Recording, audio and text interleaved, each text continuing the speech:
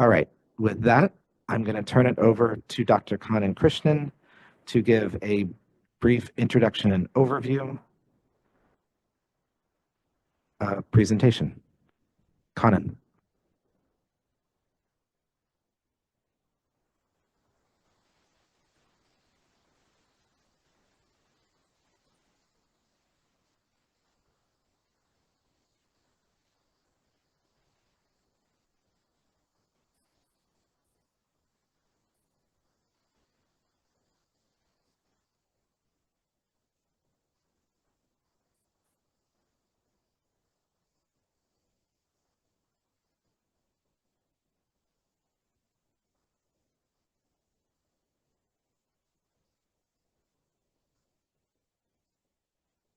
Yeah, now I turned it on. Sorry. Let me start today's scientific presentations by OEHHA with this brief introduction. The goal of the OEHHA synthetic turf study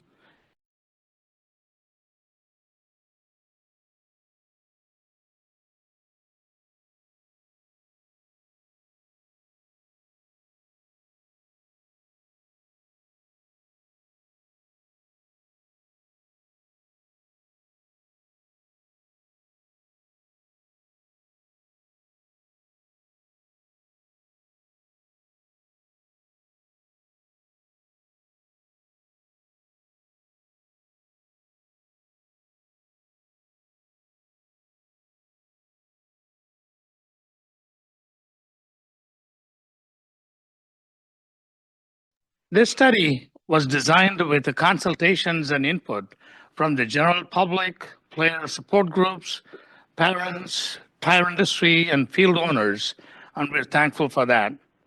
And the study of this complexity was only possible due to collaborations and partnerships that included Lawrence Berkeley National Laboratory and California Institute of Quantitative Sciences at UCB, UCB Center for Environmental Research and Children's Health, and the University of Arizona.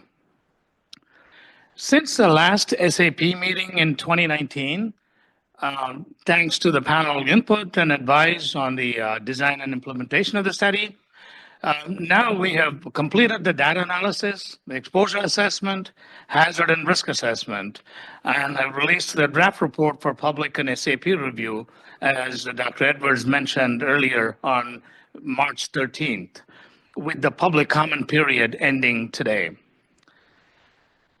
This particular OEHHA study differs from other studies in terms of its uniqueness, of the field characterization, exposure characterization, and the human health risk assessment component.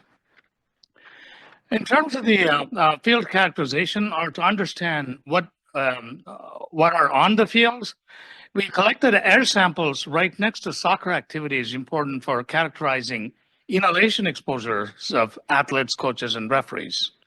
We also conducted non-target analysis to identify chemicals that may be released from crumb rubber and present in the air on the fields. And in terms of exposure characterization, to be able to get better estimate of exposure of athletes, we collected both exposure and activity data directly from athletes, as Dr. Claude will be referring to in detail momentarily. And in order to better evaluate the risks from exposure to tire-related chemicals, we compiled and derived toxicity criteria of selected tire-related chemicals. And we conducted exposure assessment and risk characterization for athletes, coaches, referees, and spectators, both on average and at individual field level. On average, reflects exposure across all fields, indicative of players, referees, and coaches traveling to many fields. Whereas the individual field assessment reflects playing at the same local field or a home field primarily or only. These are the scenarios for which we have conducted the exposure and risk characterizations. These aspects will be covered in detail in the upcoming presentations.